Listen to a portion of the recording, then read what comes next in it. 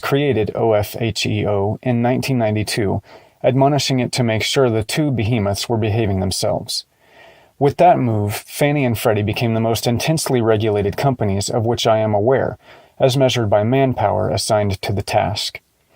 On June 15, 2003, OFHEO, whose annual reports are available on the Internet, sent its 2002 report to Congress, specifically to its four bosses in the Senate and House, among them none other than Messrs. Sarbanes and Oxley. The report's 127 pages included a self-congratulatory cover line, celebrating 10 years of excellence. The transmittal letter and report were delivered 9 days after the CEO and CFO of Freddie had resigned in disgrace and the COO had been fired. No mention of their departures was made in the letter, even while the report concluded, as it always did, that both enterprises were financially sound and well managed. In truth, both enterprises had engaged in massive accounting shenanigans for some time. Finally, in 2006, OFHEO issued a 340-page scathing chronicle of the sins of Fannie that, more or less, blamed the fiasco on every party but, you guessed it, Congress and OFHEO. The Bear Stearns collapse highlights the counterparty problem embedded in derivatives transactions, a time bomb I first discussed in Berkshire's 2002 report excerpted above. On April 3, 2008, Tim Geithner, then the able president of the New York Fed, explained the need for a rescue. The sudden discovery by Bear's derivative counterparties that important financial positions they had put in place to protect themselves from financial risk were no longer operative would have triggered substantial further dislocation in markets. This would have precipitated a rush by Bear's counterparties to liquidate the collateral they had against those positions, and to attempt to replicate those positions in already very fragile markets. This is Fed speak for, we stepped in to avoid a financial chain reaction of unpredictable magnitude. In my opinion, the Fed was right to do so. A normal stock or bond trade is completed in a few days with one party getting its cash, the other its securities. Counterparty risk therefore quickly disappears, which means credit problems can't accumulate. This rapid settlement process is key to maintaining the integrity of markets.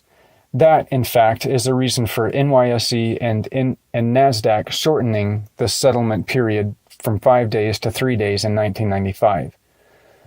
Derivatives contracts, in contrast, often go unsettled for years or even decades, with counterparties building up huge claims against each other. Paper assets and liabilities, often hard to quantify, become important parts of financial statements, though these items will not be validated for many years. Additionally, a frightening web of mutual dependence develops among huge financial institutions.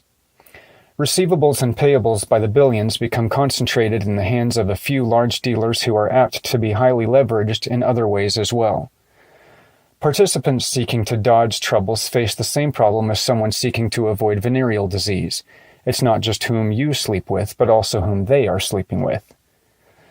Sleeping around, to continue our metaphor, can actually be useful for large derivatives dealers because it assures them government aid if trouble hits. In other words, only companies having problems that can infect the entire neighborhood, I won't mention names, are certain to become a concern of the state, an outcome, I'm sad to say, that is proper.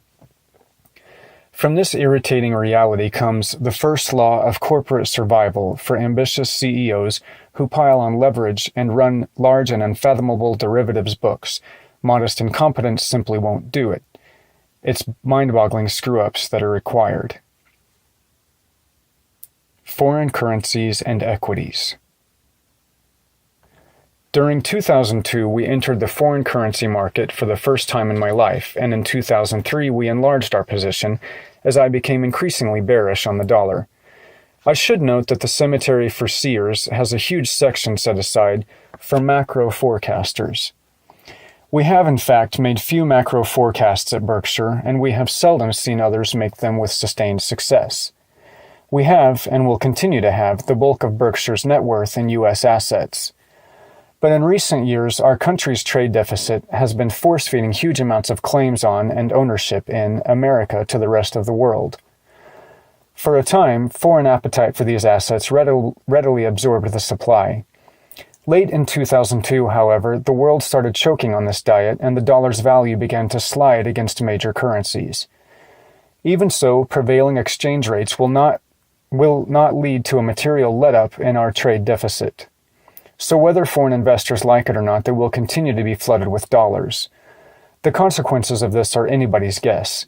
They could, however, be troublesome and reach, in fact, well beyond currency markets. As an American, I hope there is a benign ending to this problem. Perhaps the alarms I have raised will prove needless. Our country's dynamism and resiliency have repeatedly made fools of naysayers. But Berkshire holds many billions of cash equivalents denominated in dollars, so I feel more comfortable owning foreign exchange contracts that are at least partial offset to that position. Berkshire owned about $21.4 billion of foreign exchange contracts at year-end, spread among 12 currencies. As mentioned in the preceding essay, holdings of this kind are a decided change for us. Before March 2002, neither Berkshire nor I had ever traded in currencies. But the evidence grows that our trade policies will put unremitting pressure on the dollar for many years to come, so since 2002 we've heeded that warning in setting our investment course. As W.C. Fields once said when asked for a handout, "Sorry, son, all my money's tied up in currency." Be clear on one point, in no way does our thinking about currencies rest on doubts about America. We live in an extraordinarily rich country, the product of a system that values market economics, the rule of law, and equality of opportunity. Our economy is far and away the strongest in the world and will continue to be. We are lucky to live here. But our country's trade practices are weighing down the dollar. The decline in its value has already been substantial, but is nevertheless likely to continue. Without policy changes, currency markets could even become disorderly and generate spillover effects, both political and financial. No one knows whether these problems will materialize. But such a scenario is a far from remote possibility that policymakers should be considering now. Their bent, however, is to lean toward not-so-benign neglect. A 318-page congressional study of the consequences of unremitting trade deficits was published in November 2000 and has been gathering dust ever since. The study was ordered after the deficit hit a then alarming $263 billion in 1999. By last year, it had risen to $618 billion. Charlie and I, it should be emphasized, believe that true trade, that is, the exchange of goods and services with other countries, is enormously beneficial for both us and them. Last year we had $1.15 trillion of such honest-to-God trade, and the more of this, the better. But, as noted, our country also purchased an additional $618 billion in goods and services from the rest of the world that was unreciprocated. That is a staggering figure, and one that has important consequences. The balancing item to this one-way pseudo-trade, in economics there is always an offset, is a transfer of wealth from the U.S. to the rest of the world. The transfer may materialize in the form of IOUs our private or governmental institutions give to foreigners, or by way of their assuming ownership of our assets, such as stocks and real estate. In either case, Americans end up owning a reduced portion of our country, while non-Americans own a greater part. This force-feeding of American wealth to the rest of the world is now proceeding at the rate of $1.8 billion daily, an increase of 20% since I wrote you last year. Consequently, other countries and their citizens now own a net of about $3 trillion of the United States. A decade ago, their net ownership was negligible. The mention of trillions numbs most brains. A further source of confusion is that the current account deficit, the sum of three items, the most important by far being the trade deficit, and our national budget deficit are often lumped as twins. They are anything but. They have different causes and different consequences. A budget deficit in no way reduces the portion of the national pie that goes to Americans. As long as other countries and their citizens have no net ownership of the U.S., 100% of our country's output belongs to our citizens under any budget scenario, even one involving a huge deficit. As a rich family awash in goods, Americans will argue through their legislators as to how government should redistribute the national output, that is, who pays taxes and who receives governmental benefits. If entitlement promises from an earlier day have to be re-examined, family members will angrily debate among themselves as to who feels the pain. Maybe taxes will go up, maybe promises will be modified, maybe more internal debt will be issued. But when the fight is finished, all of the family's huge pie remains available for its members, however it is divided. No slice must be sent abroad. Large and persisting current account deficits produce an entirely different result. As time passes and as claims against us grow, we own less and less of what we produce. In effect, the rest of the world enjoys an ever-growing royalty on American output. Here, we are like a family that consistently overspends its income. As time passes, the family finds that it is working more and more for the finance company and less for itself. Should we continue to run current account deficits comparable to those now prevailing, the net ownership of the U.S. by other countries and their citizens a decade from now will amount to roughly $11 trillion.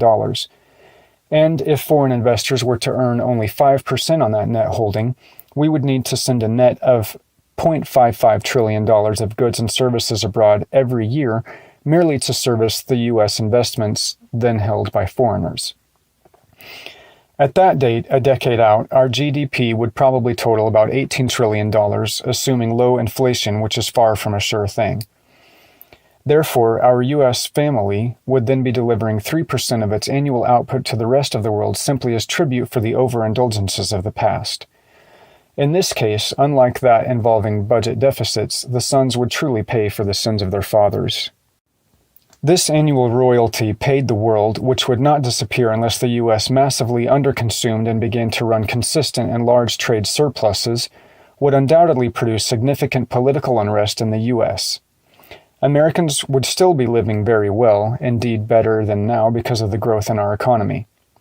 But they would chafe at the idea of perpetually paying tribute to their creditors and owners abroad.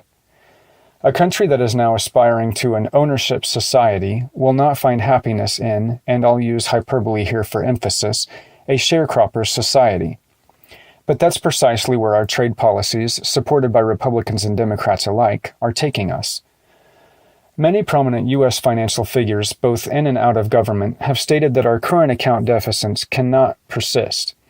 For instance, the minutes of the Federal Reserve Open Market Committee of June 29-30, 2004 say, "The staff noted that outsized external deficits could not be sustained indefinitely. But despite the constant hand-wringing by luminaries, they offer no substantive suggestions to tame the burgeoning imbalance." 16 months later, Buffett had warned that a gently declining dollar would not provide the answer, and so far it hasn't. Yet policymakers continue to hope for a soft landing, meanwhile counseling other countries to stimulate, read inflate, their economies and Americans to save more. In my view, these admonitions miss the mark. There are deep-rooted structural problems that will cause America to continue to run a huge current account deficit unless trade policies either change materially or the dollar declines by a degree that could prove unsettling to financial markets. Proponents of the trade status quo are fond of quoting Adam Smith. "What is prudence in the conduct of every family can scarce be folly in that of a great kingdom. If a foreign country can supply us with a commodity cheaper than we ourselves can make it, better buy it of them with some part of the produce of our own industry, employed in a way in which we have some advantage." I agree. Note, however, that Mr. Smith's statement refers to trade of product for product, not of wealth for product, as our country is doing to the tune of $0.6 trillion annually. Moreover, I am sure that he would never have suggested that prudence consisted of his family selling off part of its farm every day in order to finance its overconsumption. Yet that is just what the great kingdom called the United States is doing. If the U.S. was running a $0.6 trillion current account surplus, commentators worldwide would violently condemn our policy, viewing it as an extreme form of mercantilism, a long discredited economic strategy under which countries fostered exports, discouraged imports, and piled up treasure. I would condemn such a policy as well. But in effect, if not in intent, the rest of the world is practicing mercantilism in respect to the U.S., an act made possible by our vast store of assets and our pristine credit history. Indeed, the world would never let any other country use a credit card denominated in its own currency to the insatiable extent we are employing ours. Presently, most foreign investors are sanguine. They may view us as spending junkies, but they know we are rich junkies as well. Our spendthrift behavior won't, however, be tolerated indefinitely. And though it's impossible to forecast just when and how the trade problem will be resolved, it's improbable that the resolution will foster an increase in the value of our currency relative to that of our trading partners. We hope the U.S. adopts policies that will quickly and substantially reduce the current account deficit. True, a prompt solution would likely cause Berkshire to record losses on its foreign exchange contracts. But Berkshire's resources remain heavily concentrated in dollar-based assets, and both a strong dollar and a low inflation environment are very much in our interest. John Maynard Keynes said in his masterful The General Theory, "Worldly wisdom teaches that it is better for reputation to fail conventionally than to succeed unconventionally." Or, to put it in less elegant terms, lemmings as a class may be derided, but never does an individual lemming get criticized. From a reputational standpoint, Charlie and I run a clear risk with our foreign exchange commitment. But we believe in managing Berkshire as if we owned 100% of it ourselves. And were that the case, we would not be following a dollar-only policy. When we have a long-term position in stocks or bonds, year-to-year changes in value are reflected in our balance sheet, but, as long as the asset is not sold, are rarely reflected in earnings. For example, our Coca-Cola holdings went from $1 billion in value early on to $13.4 billion at year-end 1998, and have since declined to $8.1 billion, with none of these moves affecting our earnings statement. Long-term currency positions, however, are daily marked to market and therefore have an effect on earnings in every reporting period. From the date we first entered into currency contracts, we are $2 billion in the black. We reduced our direct position in currencies somewhat during 2005. We partially offset this change, however, by purchasing equities whose prices are denominated in a variety of foreign currencies and that earn a large part of their profits internationally. Charlie and I prefer this method of acquiring non-dollar exposure. That's largely because of changes in interest rates. As U.S. rates have risen relative to those of the rest of the world, holding most foreign currencies now involves a significant negative carry. In contrast, the ownership of foreign equities is likely, over time, to create a positive carry, perhaps a substantial one. The underlying factors affecting the U.S. current account deficit continue to worsen, and no let-up is in sight. Not only did our trade deficit, the largest and most familiar item in the current account, hit an all-time high in 2005, but we also can expect a second item, the balance of investment income, to soon turn negative.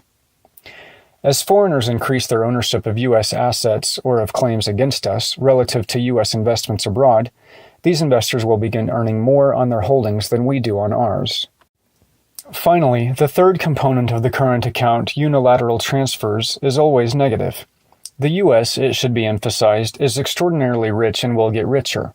As a result, the huge imbalances in its current account may continue for a long time without there having noticeable deleterious effects on the U.S. economy or on markets. I doubt, however, that the situation will forever remain benign. Either Americans address the problem soon in a way we select, or at some point the problem will likely address us in an unpleasant way of its own. Home ownership, practice, and policy. As is well known, the U.S. went off the rails in its home ownership and mortgage lending policies, and for these mistakes our economy is now paying a huge price. All of us participated in the destructive behavior: government, lenders, borrowers, the media, rating agencies, you name it. At the core of the folly was the almost universal belief that the value of houses was certain to increase over time and that any dips would be inconsequential. The acceptance of this premise justified almost any price and practice in housing transactions. Homeowners everywhere felt richer and rushed to monetize the increased value of their homes by refinancings. These massive cash infusions fueled a consumption binge throughout our economy. It all seemed great fun while it lasted. A largely unnoted fact, large numbers of people who have lost their house through foreclosure have actually realized a profit because they carried out refinancings earlier that gave them cash in excess of their cost. In these cases, the evicted homeowner was the winner and the victim was the lender. I will write here at some length about the mortgage operation of Clayton Homes because Clayton's recent experiences may be useful in the public policy debate about housing and mortgages. Clayton is the largest company in the manufactured home industry, delivering 27,499 units last year. This came to about 34% of the industry's 81,889 total.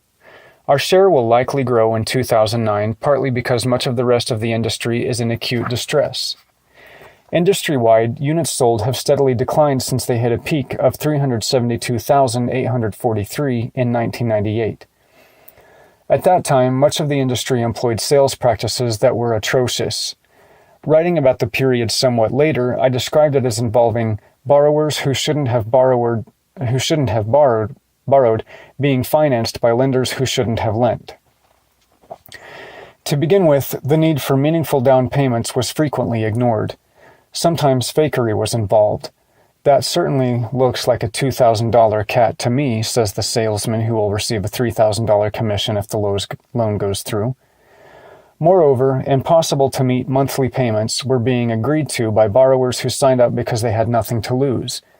The resulting mortgages were usually packaged, securitized, and sold by the Wall Street firms to unsuspecting investors. This chain of folly had to end badly, and it did. Clayton, it should be emphasized, followed more sensible practices in its own lending throughout that time. Indeed, no purchaser of the mortgages it originated and then securitized has ever lost a dime of principal or interest. But Clayton was the exception. Industry losses were staggering, and the hangover continues to this day. This 1997 to 2000 fiasco should have served as a canary in the coal mine warning for the far larger conventional housing market. But investors, government, and rating agencies learned exactly nothing from the manufactured home debacle. Instead, in an eerie return of that disaster, the same mistakes were repeated with conventional homes in the 2004 to 2007 period. Lenders happily made loans that borrowers couldn't repay out of their incomes, and borrowers just as happily signed up to meet those payments. Both parties counted on house price appreciation to make this otherwise impossible arrangement work. It was Scarlett O'Hara all over again. I'll think about it tomorrow. The consequences of this behavior are now reverberating through every corner of our economy. Clayton's 198,888 borrowers, however, have continued to pay normally throughout the housing crash, handing us no unexpected losses. This is not because these borrowers are unusually creditworthy, a point proved by FICO scores, a standard measure of credit risk. Their median FICO score is 644, compared to a national median of 723, and about 35% are below 620, the segment usually designated subprime. Many disastrous pools of mortgages on conventional homes are populated by borrowers with far better credit as measured by FICO scores. Yet at year-end, our delinquency rate on loans we have originated was 3.6%, up only modestly from 2.9% in 2006 and 2.9% in 2004.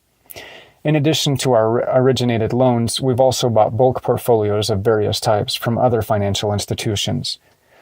Clayton's foreclosures during 2008 were 3% of originated loans compared to 3.8% in 2006 and 5.3% in 2004. Why are our borrowers, characteristically people with modest incomes and far from great credit scores, performing so well? The answer is elementary, going right back to Lending 101. Our borrowers simply looked at how full-bore mortgage payments would compare with their actual, not hoped-for, income, and then decided whether they could live with that commitment. Simply put, they took out a mortgage with the intention of paying it off, whatever the course of home prices.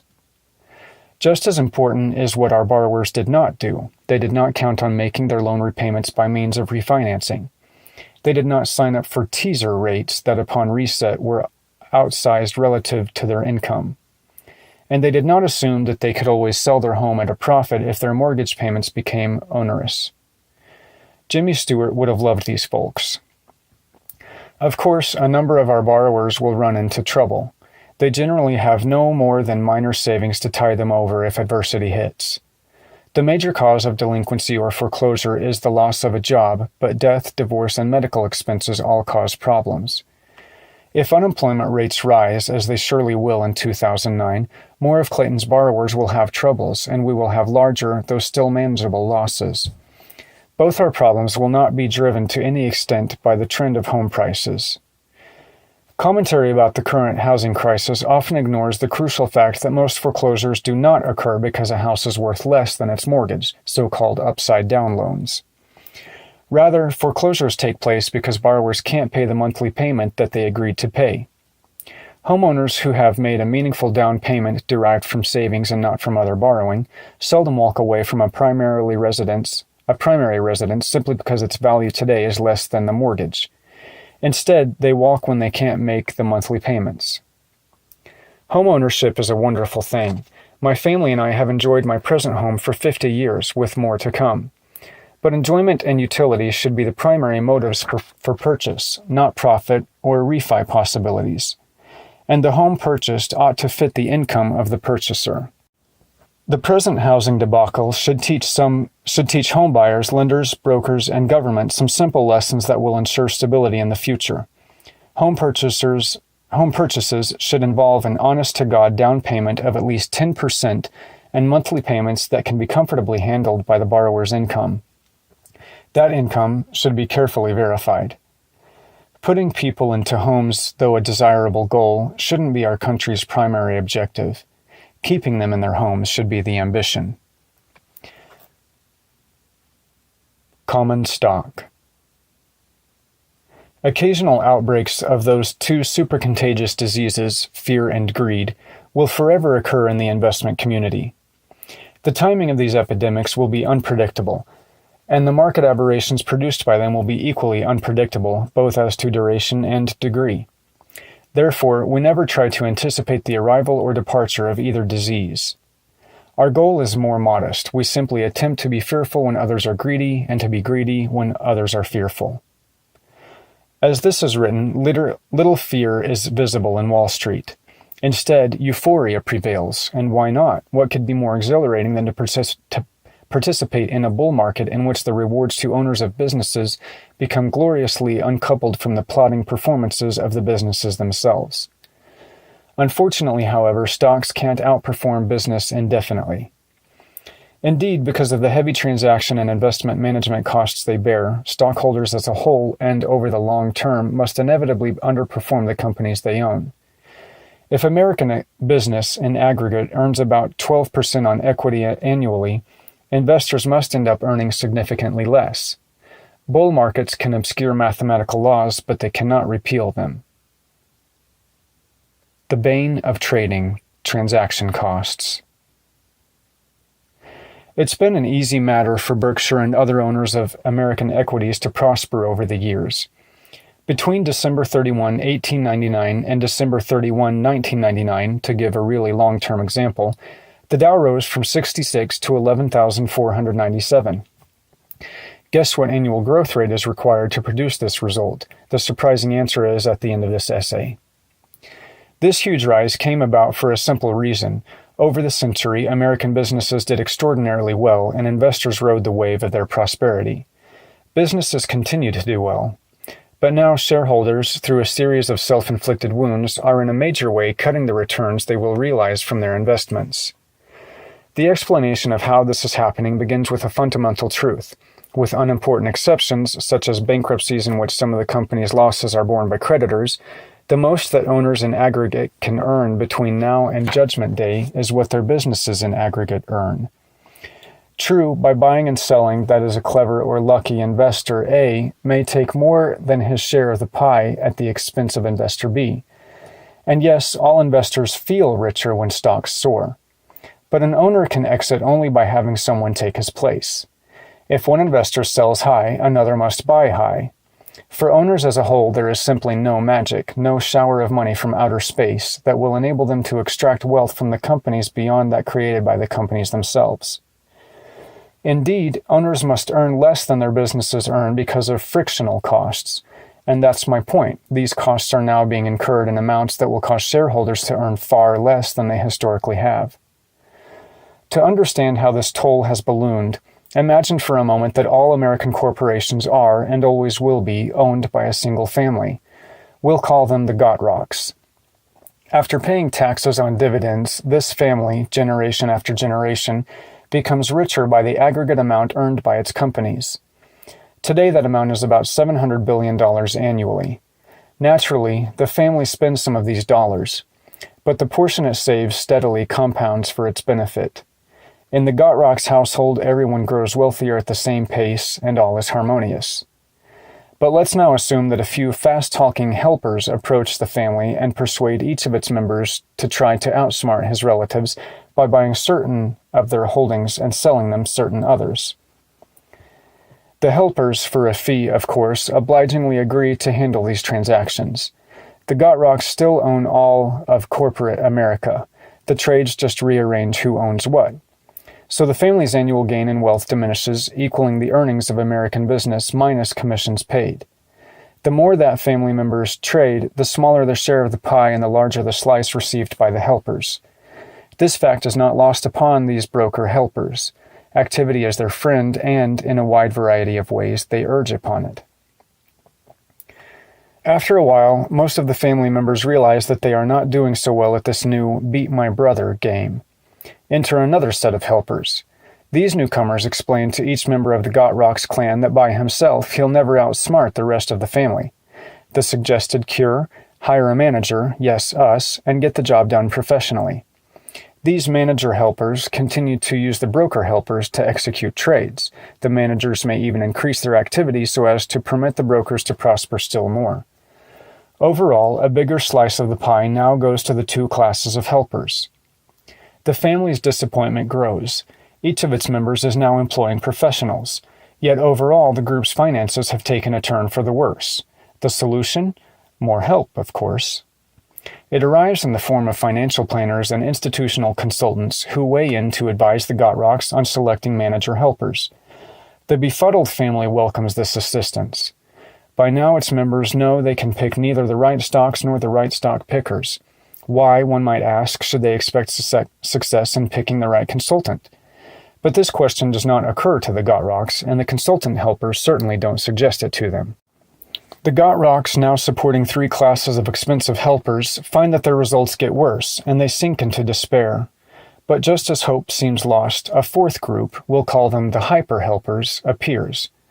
These friendly folk explain to the Gottrocks that their unsatisfactory results are occurring because the existing helpers, brokers, managers, and consultants, are not sufficiently motivated and are simply going through the motions. What, the new helpers ask, can you expect from such a bunch of zombies? The new arrivals offer a breathtakingly simple solution: pay more money. Brimming with self-confidence, the hyper-helpers assert that huge contingent payments, in addition to stiff fixed fees, are what each family member must fork over in order to really outmaneuver his relatives. The more observant members of the family see that some of the hyper-helpers are really just manager helpers wearing new uniforms, bearing sewn-on sexy names like hedge fund or private equity. The new helpers, however, assure the Gottrocks that this change of clothing is all-important, bestowing on its wearers magical powers similar to those acquired by mild-mannered Clark Kent when he changed into his Superman costume. Calmed by this explanation, the family decides to pay up. And that's where we are today. A record portion of the earnings that would go in their entirety to owners, if they all just stayed in their rocking chairs, is now going to a swelling army of helpers.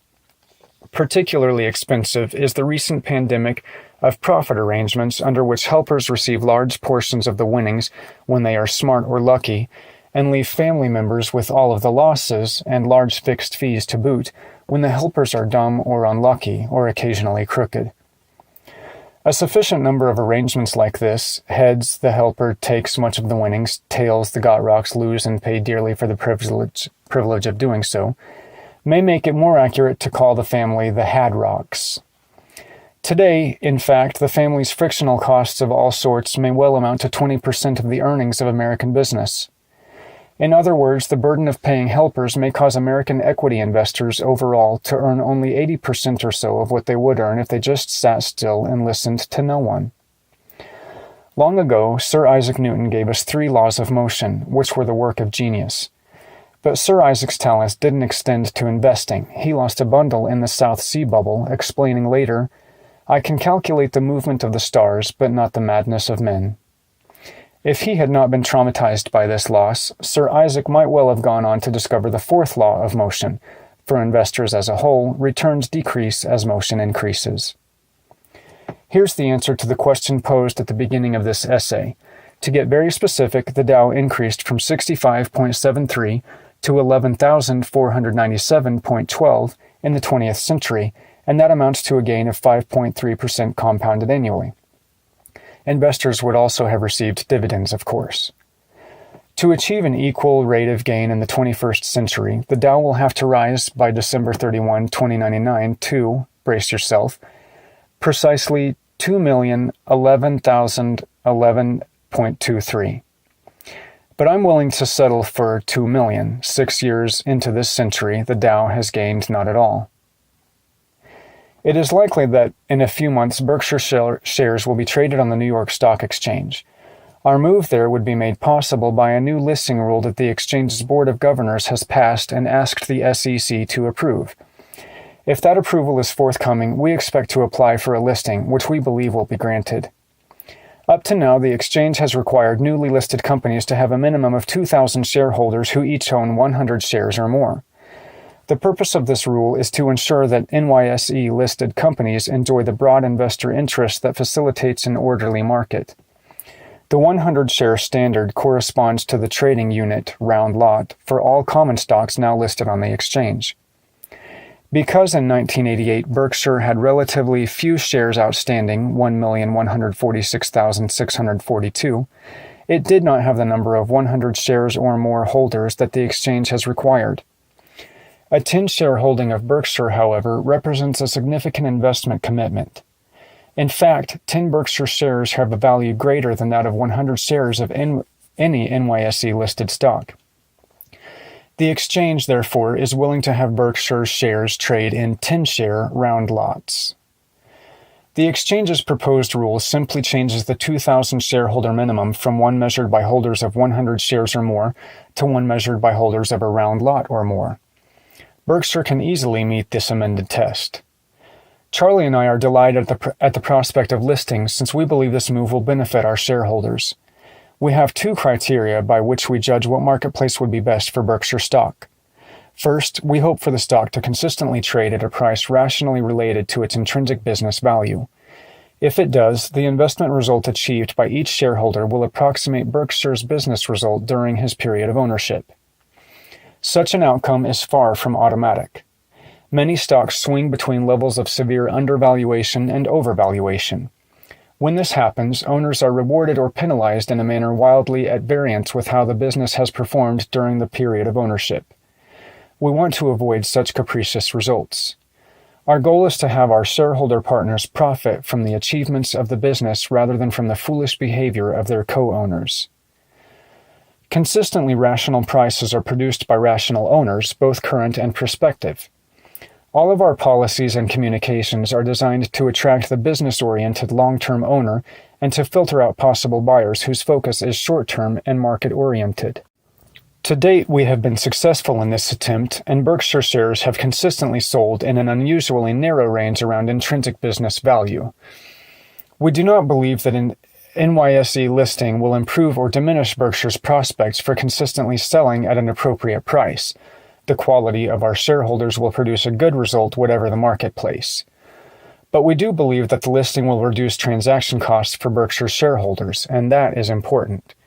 Though we want to attract shareholders who will stay around for a long time, we also want to minimize the costs incurred by shareholders when they enter or exit. In the long run, the aggregate pre-tax rewards to our owners will equal the business gains achieved by the company less the transaction costs imposed by the marketplace. That is, commissions charged by brokers plus the net realized spreads of market makers. Overall, we believe that these transaction costs will be reduced materially by a NYSE listing.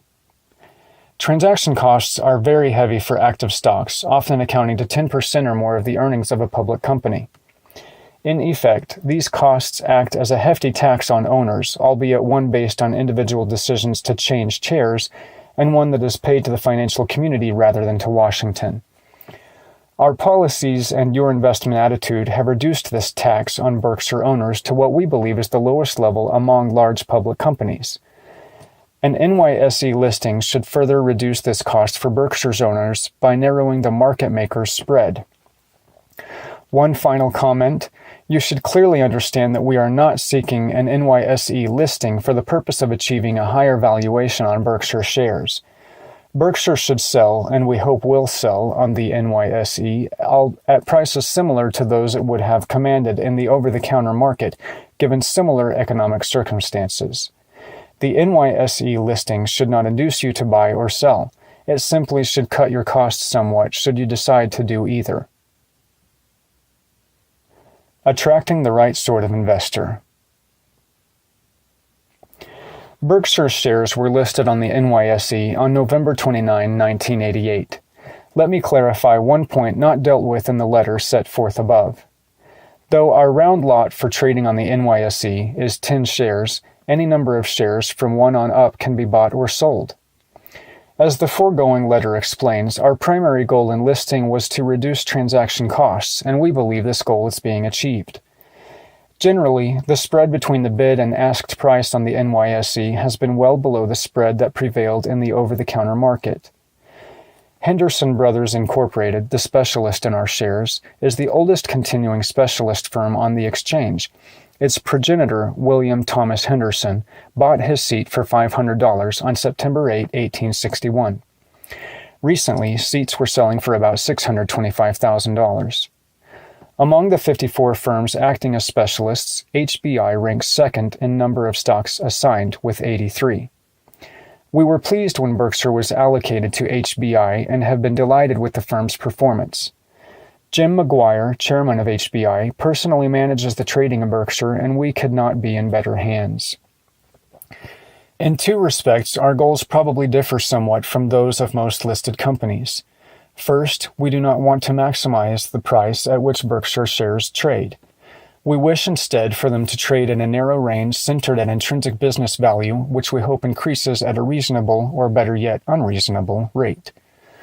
Second, we wish for very little trading activity. If we ran a private business with a few passive partners, we would be disappointed if those partners and their replacements frequently wanted to leave the partnership. Running a public company, we feel the same way. Our goal is to attract long-term owners who, at the time of purchase, have no timetable or price target for sale, but plan instead to stay with us indefinitely. We don't understand the CEO who wants a lot of stock activity, for that can be achieved only if many of his owners are constantly exiting. At what other organization, school, club, church, etc., do leaders cheer when members leave? However, if there were a broker whose livelihood depended upon the membership turnover in such organizations, you could be sure that there would be at least one proponent of activity, as in, "There hasn't been much going on in Christianity for a while, maybe we should switch to Buddhism next week."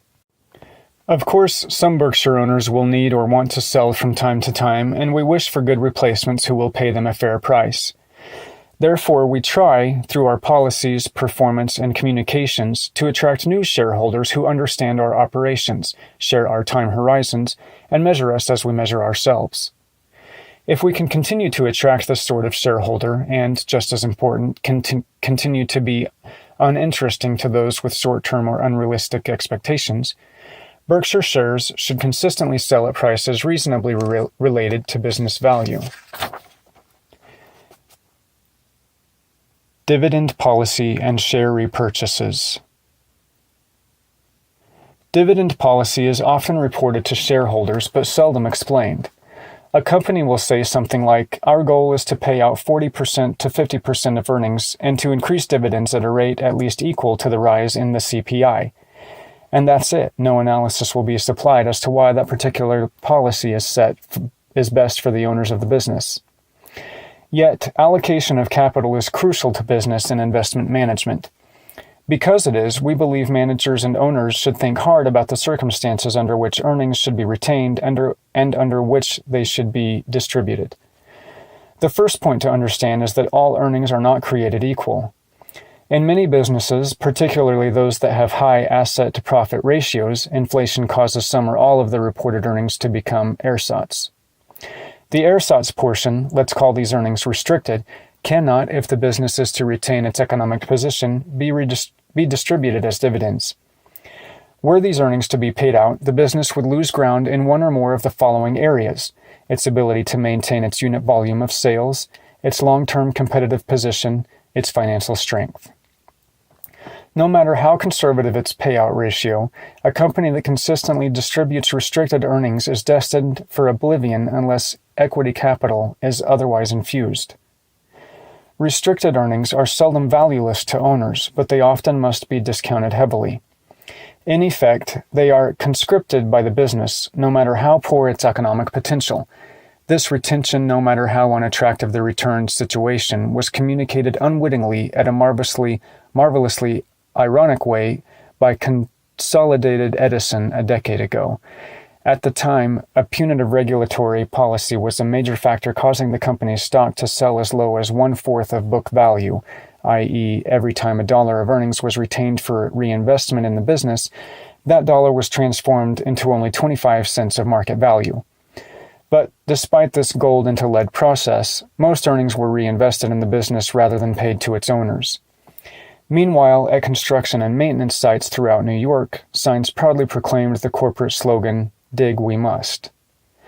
Restricted earnings need not concern us further in this dividend discussion.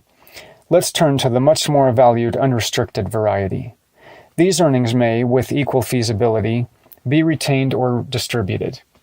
In our opinion, management should choose whichever course makes greater sense for the owners of the business. This principle is not universally accepted.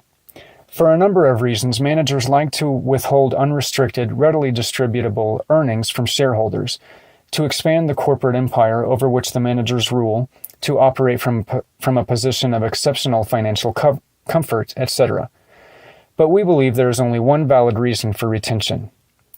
Unrestricted earnings should be retained only when there is a reasonable prospect, backed preferably by historical evidence or, when appropriate, by a thoughtful analysis of the future, that for every dollar retained by the corporation, at least $1 of market value will be created for owners. This will happen only if the capital retained produces incremental earnings equal to or above those generally available to investors. To illustrate, let's assume that an investor owns a risk-free 10% perpetual bond with one very unusual feature. Each year, the investor can elect either to take his 10% coupon in cash or to reinvest the coupon in more 10% bonds with identical terms, i.e., a perpetual life and coupons offering the same cash or reinvestment options. If, in any given year, the prevailing interest rate on long-term risk-free bonds is 5%, it would be foolish for the investor to take his coupon in cash, since the 10% bonds he could instead choose would be worth considerably more than 100 cents on the dollar. Under these circumstances, the investor wanting to get his hands on cash should take his coupon in additional bonds and then immediately sell them. By doing that, he would realize more cash than if he had taken his coupon directly in cash. Assuming all bonds were held by rational investors, no one would opt for cash in an era of 5% interest, not even those bondholders needing cash for living purposes. If, however, interest rates were 15%, no rational investor would want his money invested for him at 10%. Instead, the investor would choose to take his coupon in cash, even if his personal cash needs were nil. The opposite course, reinvestment of the coupon, would give an investor additional bonds with market value far less than the cash he could have elected. If he should want 10% bonds, he can simply take the cash received and buy them in the market, where they will be available at a large discount. An analysis similar to that made by our hypothetical bondholder is appropriate for owners in thinking about whether a company's unrestricted earnings should be retained or paid out. Of course, the analysis is much more difficult and subject to error because the rate earned on reinvestment earnings is not a contractual figure, as in our bond case, but rather a fluctuating figure. Owners must guess as to what the rate will average over the intermediate future. However, once an informed guess is made, the rest of the analysis is simple. You should wish your earnings to be reinvested if they can be expected to earn high returns, and you should wish them to be paid to you if low returns are the likely outcome of reinvestment. Many corporate managers reason very much along these lines in determining whether subsidiaries should distribute earnings to their parent company. At that level, the managers have no trouble thinking like intelligent owners. But payout decisions at the parent company level often are a different story. Here, managers frequently have trouble putting themselves in the shoes of their shareholder owners. With this schizoid approach, the CEO of a multi-divisional company will instruct subsidiary A, whose earnings on incremental capital may be expected to average 5%, to distribute all available earnings in order that they may be invested in subsidiary B, whose earnings on incremental capital are expected to be 15%. The CEO's business school oath will allow no lesser behavior. But if his own long-term record with incremental capital is 5% and market rates are 10%, he is likely to impose a dividend policy on shareholders of the parent company that merely follows some historical or industry-wide payout pattern. Furthermore, he will expect managers of subsidiaries to give him a full account as to why it makes sense for earnings to be retained in their operations rather than distributed to their parent owner. But seldom will he supply his owners with a similar analysis pertaining to the whole company. In judging whether managers should retain earnings, shareholders should not simply compare total incremental earnings in recent years to total incremental capital, because that relationship may be distorted by what is going on in a core business. During an inflationary period, companies with a core business characterized by extraordinary economics can use small amounts of incremental capital in that business at the very high rates of return, as was discussed in last year's section on goodwill. But unless they are experiencing tremendous unit growth, outstanding businesses can by definition generate large amounts of excess cash. If a company sinks most of its money in other businesses that earn low returns, the company's overall return on retained capital may nevertheless appear excellent because of the extraordinary returns being earned by the portion of earnings incrementally invested in the core business. The situation is analogous to a pro-am golf event. Even if all of the amateurs are hopeless duffers, the team's best ball score will be respectable because of the dominating skills of the professional. Many corporations that consistently show good returns both on equity and on overall incremental capital have, indeed, employed a large portion of their retained earnings on an economically unattractive, even disastrous basis. Their marvelous core business, however, whose earnings grow year after year, camouflage repeated failures in capital allocation elsewhere, usually involving high-priced acquisition of businesses that have inherently mediocre economics. The managers at fault periodically report on the lesson they have learned from the latest disappointment. They then usually seek out future lessons. Failure seems to go to their heads. In such cases, shareholders would be far better off if earnings were retained only to expand the high-return business, with the balance paid in dividends or used to repurchase stock, an action that increases the owners' interest in the exceptional business while sparing them participation in subpar businesses.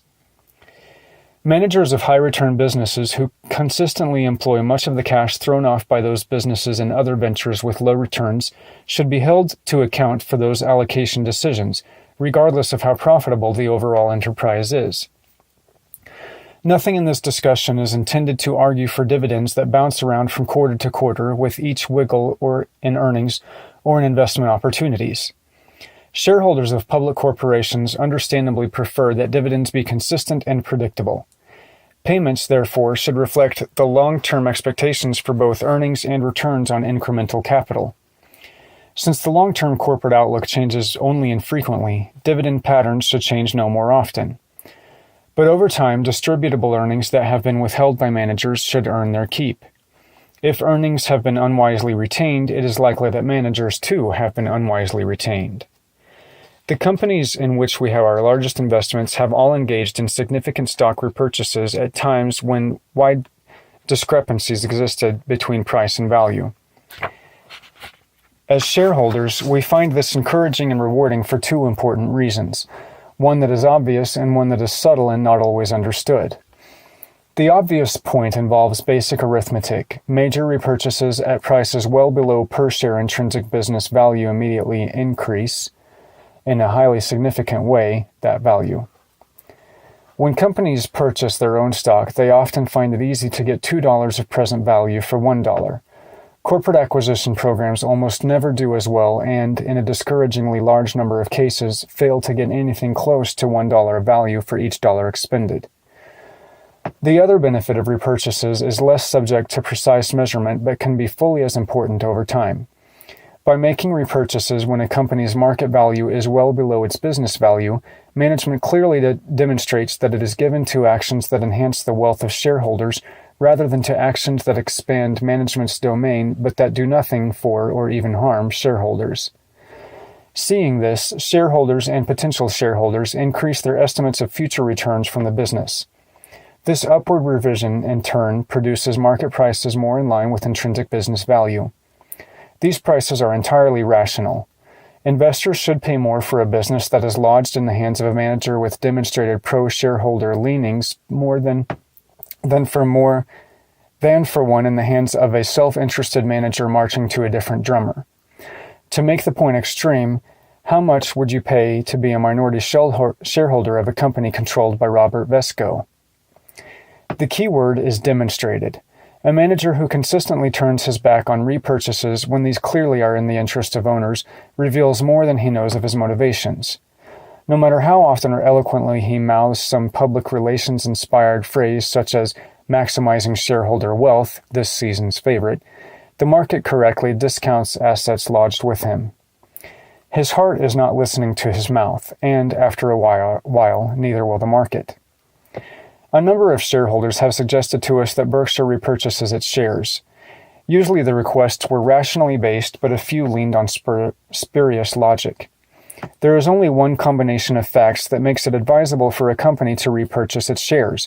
First, the company has available funds, cash plus sensible borrowing capacity, beyond the near-term needs of the business, and second, finds its stock selling in the market below its intrinsic value, conservatively calculated.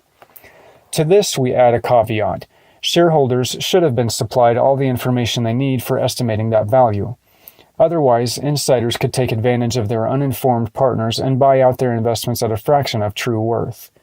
We have, on rare occasions, seen that happen. Usually, of course, chicanery is employed to drive stock prices up, not down. The business needs that I speak of are of two kinds. First, expenditures that a company must make to maintain its competitive position, e.g. the remodeling of stores at Helzberg's, and second, optional outlays aimed at business growth that management expects will produce more than $1 of value for each dollar spent, R.C. Willey's expansion into Idaho. When available funds exceed needs of those kinds, a company with a growth-oriented shareholder population can buy new businesses or repurchase shares. If a company's stock is selling well below intrinsic value, repurchases usually make the most sense. In the mid-1970s, the wisdom of making these was virtually screaming at managements, but few responded. In most cases, those that did made their owners much wealthier than if alternative courses of action had been pursued. Indeed, during the 1970s and spasmodically for some years thereafter, we searched for companies that were large repurchasers of their shares. This often was a tip-off that the company was both undervalued and run by a shareholder-oriented management. That day is past. Now repurchases are all the rage, but are all too often made for an unstated and, in our view, ignoble reason, to pump or support the stock price. The shareholder who chooses to sell today, of course, is benefited by any buyer, whatever his origin of motives. But the continuing shareholder is penalized by repurchases above intrinsic value. Buying dollar bills for $1.10 is not good business for those who stick around. Charlie and I admit that we feel confident in estimating intrinsic value for only a portion of traded equities, and then only when we employ a range of values rather than some pseudo-precise figure. Nevertheless, it appears to us that many companies now making repurchases are overpaying departing shareholders at the expense of those who stay. In defense of those companies, I would say that it is natural for CEOs to be optimistic about their own businesses. They also know a whole lot more about them than I do. However, I can't help but feel that too often today's repurchases are dictated by management's desire to show confidence or be in fashion rather than by a desire to enhance per-share value. Sometimes, too, companies say they are repurchasing shares to offset the shares issued when stock options granted at much lower prices are exercised. This buy high, sell low strategy is one many unfortunate investors have employed, but never intentionally. Managements, however, seem to follow this perverse activity very cheerfully. Of course, both option grants and repurchases may make sense, but if that's the case, it's not because the two activities are logically related. Rationally, a company's decision to repurchase shares or to issue them should stand on its own feet. Just because stock has been issued to satisfy options or for any other reason does not mean that stock should be repurchased at a price above intrinsic value. Correspondingly, a stock that sells well below intrinsic value should be repurchased whether or not stock has previously been issued or maybe because of outstanding options. You should be aware that, at certain times in the past, I have erred in not making repurchases. My appraisal of Berkshire's value was then too conservative or I was too enthused about some alternative use in funds. We have therefore missed some opportunities, though Berkshire's trading volume at these points was too light for us to have done much buying, which means that the gain in our per-share value would have been minimal. A repurchase of, say, 2% of a company's shares at a 25% discount from per-share intrinsic value produces only a 0.5% gain in that value at most, and even less if the funds could alternatively have been deployed in value-building moves. Some of the letters we received clearly imply that the writer is unconcerned about intrinsic value considerations, but instead wants us to trumpet an intention to repurchase so that the stock will rise or quit going down. If the writer wants to sell tomorrow, his thinking makes sense for him, but if he intends to hold, he should instead hope the stock falls and trades in enough volume for us to buy a lot of it. That's the only way a repurchase program can have any real benefit for a continuing shareholder. We will not repurchase shares unless we believe Berkshire stock is selling well below intrinsic value, conservatively calculated. Nor will we attempt to talk the stock up or down. Neither publicly or privately have I ever told anyone to buy or sell Berkshire shares. Instead, we will give all shareholders and potential shareholders the same valuation-related information we would wish to have if our positions were reversed. Recently, when the A shares fell below $45,000, we considered making repurchases. We decided, however, to delay buying, if indeed we elect to do any, until shareholders have had the chance to review this report. If we do find that repurchases make sense, we will only rarely place bids on the New York Stock Exchange. Instead, we will respond to offers made directly to us at or below the NYSE bid. If you wish to offer stock, have your broker call Mark Millard at 402-346-1400. When a trade occurs, the broker can either record it in the third market or on the NYSE. We will favor purchase of the B shares if they are selling at more than a 2% discount to the A. We will not engage in transactions involving fewer than 10 shares of A or 50 shares of B. Please be clear about one point. We will never make purchases with the intention of stemming a decline in Berkshire's price. Rather, we will make them if and when we believe that they represent an attractive use of the company's money. At best, repurchases are likely to have only a very minor effect on the future rate of gain in our stock's intrinsic value. Charlie and I favor repurchases when two conditions are met. First, a company has ample funds to take care of the operational and liquidity needs of its business. Second, its stock is selling at a material discount to the company's intrinsic business value, conservatively calculated. We have witnessed many bouts of repurchasing that failed our second test. Sometimes, of course, infractions, even serious ones, are innocent. Many CEOs never stop believing their stock is cheap. In other instances, a less benign conclusion seems warranted. It doesn't suffice to say that repurchases are being made to offset the dilution from stock issuances or simply because a company has excess cash. Continuing shareholders are hurt unless shares are purchased below intrinsic value. The first law of capital allocation, whether the money is slated for acquisitions or share repurchases, is that what is smart at one price is dumb at another. One CEO who always stresses the price to value factor in repurchase decisions is Jamie Dimon at JP Morgan. I recommend that you read his annual letter. Charlie and I have mixed emotions when Berkshire shares sell well below intrinsic value. We like making money for continuing shareholders, and there is no surer way to do that than by buying an asset, our own stock, that we know to be worth at least X for less than that, for 0.9X, 0.8X, or even lower. As one of our directors says, it's like shooting fish in a barrel after the barrel has been drained and the fish have quit flopping. Nevertheless, we don't enjoy cashing out partners at a discount, even though our doing so may give the selling shareholders a slightly higher price than they would receive if our bid was absent. When we are buying, therefore, we want those exiting partners to be fully informed about the value of the assets they are selling. This discussion of repurchases offers me the chance to address the irrational reaction of many investors to changes in stock prices. When Berkshire buys stock in a company that is repurchasing shares, we hope for two events. First, we have the normal hope that earnings of the business will increase at a good clip for a long time to come. And second, we also hope that the stock underperforms in the market for a long time as well. A corollary to this second point, talking our book about a stock we own, were that to be effective would actually be harmful to Berkshire, not helpful as commentators customarily assume. Let's use IBM as an example. As all business observers know, CEOs Lou Gerstner and Sam Palmisano did a superb job in moving IBM from near bankruptcy 20 years ago to its prominence today. Their operational accomplishments were truly extraordinary. But their financial management was equally brilliant, particularly in recent years as the company's financial flexibility improved.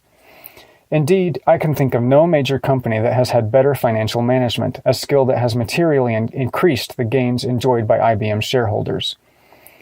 The company has used debt wisely, made value-adding acquisitions almost exclusively for cash, and aggressively repurchased its own stock. Today, IBM has 1.16 billion shares outstanding, of which we own about 63.9 million, or 5.5%. Naturally, what happens to the company's earnings over the next 5 years is of enormous importance to us.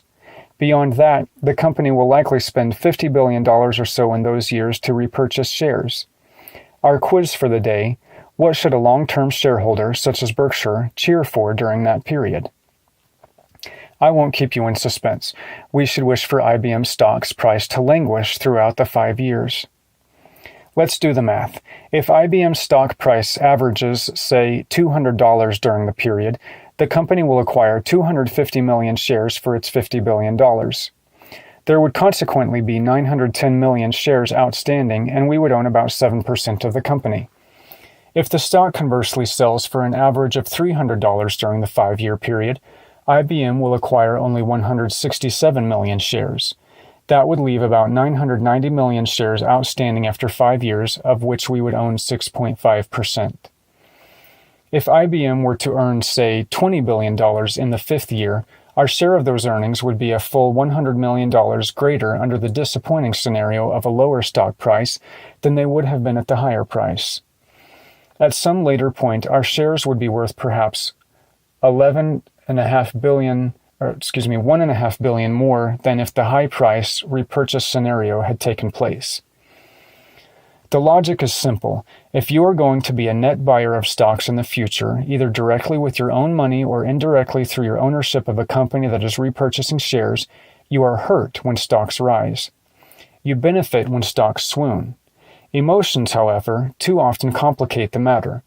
Most people, including those who will be net buyers in the future, take comfort in seeing stock prices advance.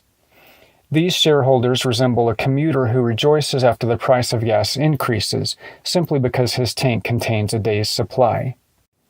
Charlie and I don't expect to win many of you over to our way of thinking. We've observed enough human behavior to know the futility of that, but we do want you to be aware of our personal calculus. And here a confession is in order. In my early days, I, too, rejoiced when the market rose.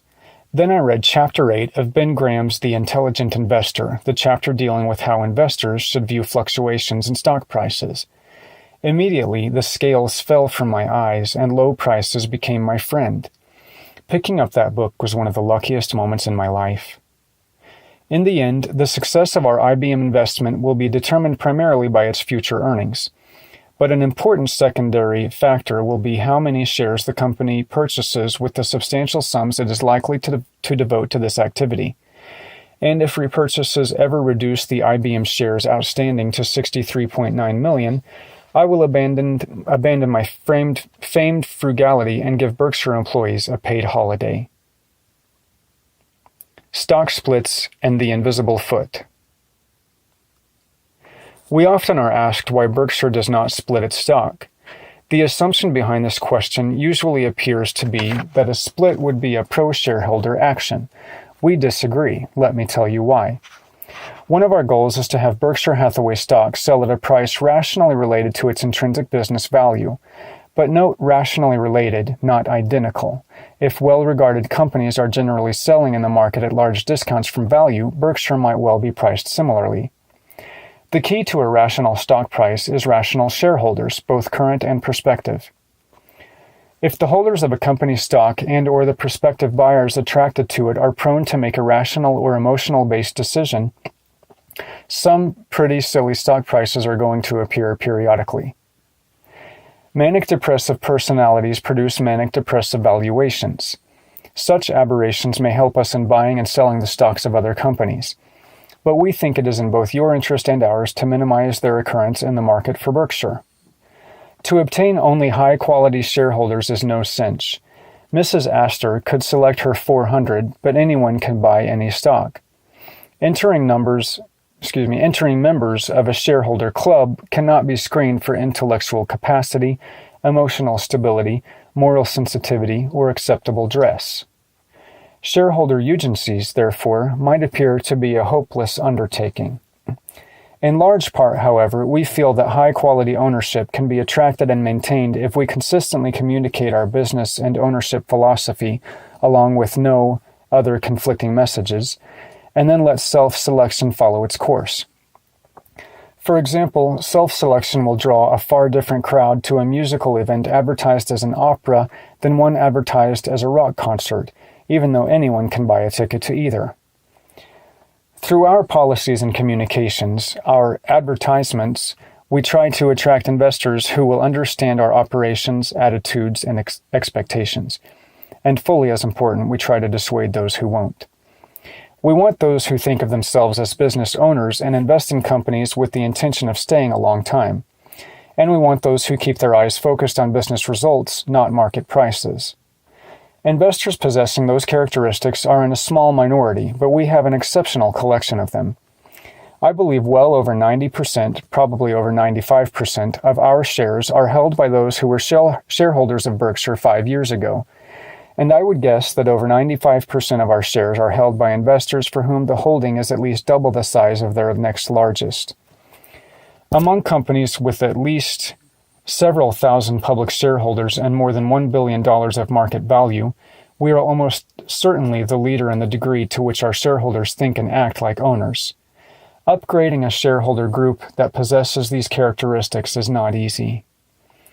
Were we to split the stock or take other actions focusing on stock price rather than business value, we would attract an entering class of buyers inferior to the exiting class of sellers. Would a potential one-share purchaser be better off if we split 100 for 1 so he could buy 100 shares? Those who think so and who would buy the stock because of the split or in anticipation of one would definitely downgrade the quality of our present shareholder group.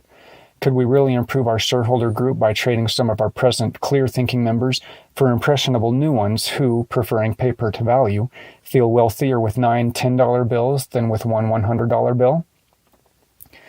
People who buy for non-value reasons are likely to sell for non-value reasons. Their presence in the picture will accentuate erratic price swings unrelated to underlying business developments. We will try to avoid policies that attract buyers with a short-term focus on our stock price and try to allow policies that attract informed, long-term investors focusing on business values. Just as you purchased your Berkshire shares in a market populated by rational, informed investors, you deserve a chance to sell, should you ever want to, in the same kind of market. we will work to keep it in existence. One of the ironies of the stock market is the emphasis on activity. Brokers, using terms such as marketability and liquidity, sing the praises of companies with high share turnover. Those who cannot fill your pocket will confidently fill your ear. But investors should understand that what is good for the croupier is not good for the customer. A hyperactive stock market is the pickpocket of enterprise. For example, consider a typical company earning, say, 12% on equity. Assume a very high turnover rate in its shares of 100% per year. If a purchase and sale of the stock trades at book value, the owners of our hypothetical company will pay, in aggregate, 2% of the company's net worth annually for the privilege of transferring ownership. This activity does nothing for the earnings of the business and means that 1/6 of them are lost to the owners through the frictional cost of transfer, and this calculation still does not count option trading, which would increase frictional costs still further. All that makes for a rather expensive game of musical chairs. Can you imagine the agonized cry that would arise if a governmental unit were to impose a new 16 2/3 tax on earnings of corporations or investors? By market activity, investors can impose upon themselves the equivalent of such a tax.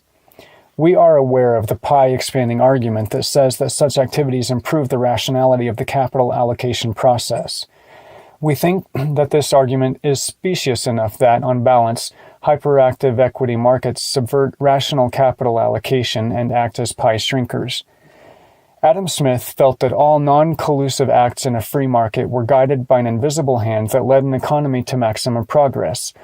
Our view is that casino-type markets and hair-trigger investment management act as an invisible foot that trips up and slows down a forward-moving economy. Shareholder strategies. Late last year, Berkshire's stock price crossed $10,000. Several shareholders have mentioned to me that the high price causes them problems. They like to give shares away each year and find themselves impeded by the tax rule that draws a distinction between annual gifts of $10,000 or under to a single individual and those above $10,000. That is, those gifts no greater than $10,000 are completely tax-free. Those above $10,000 require the donor to use up a portion of his or her lifetime exemption from gift and estate taxes, or, if that exemption has been exhausted, to pay gift taxes. I can suggest 3 ways to address this problem. The first would be useful to a married shareholder who can give up to $20,000 annually to a single recipient as long as the donor files a gift tax return containing his or her spouse's written consent to give gifts made during the year. Secondly, a shareholder, married or not, can make a bargain sale. Imagine, for example, that Berkshire is selling for $12,000 and that one wishes to make only a $10,000 gift. In that case, sell the stock to the giftee for $2,000. Caution, you will be taxed on the amount, if any, by which the sales price to your giftee exceeds your tax basis. Finally, you can establish a partnership with people to whom you are making gifts, fund it with Berkshire shares, and simply give percentage interests in the partnership away each year. These interests can be for any value that you select. If the value is $10,000 or less, the gift will be tax-free. We issue the customary warning: consult with your own tax advisor before taking action on any of the more esoteric methods of gift-making. We hold to the view about stock splits that we set forth in the preceding essay. Overall, we believe our owner-related policies, including the no-split policy, have helped us assemble a body of shareholders that is the best associated with any widely held American corporation. Our shareholders think and behave like rational long-term owners and view the business much as Charlie and I do. Consequently, our stock consistently trades in a price range that is sensibly related to intrinsic value. Additionally, we believe that our shares turn over far less actively than do the shares of any other widely held company. The frictional costs of trading, which act as a major tax on the owners of many companies, are virtually non-existent at Berkshire. The market-making skills of Jim McGuire, our New York Stock Exchange specialist, definitely help to keep these costs low. Obviously, a split would not change this situation dramatically. Nonetheless, there is no way that our shareholder group would be upgraded by the new shareholders enticed by a split. Instead, we believe that modest degradation would occur. Berkshire's recapitalization. At the annual meeting, you will be asked to approve a recapitalization of Berkshire, creating two classes of stock. If the plan is adopted, our existing common stock will be designated as Class A common stock, and a new Class B common stock will be authorized. Each share of the B will have the rights to 1/30th of an A share with these exceptions. First, a B share will have 1/200th of the vote of an A share rather than 1/30th of the vote. Second, the B will not be eligible to participate in Berkshire's shareholder-designated charitable contributions program.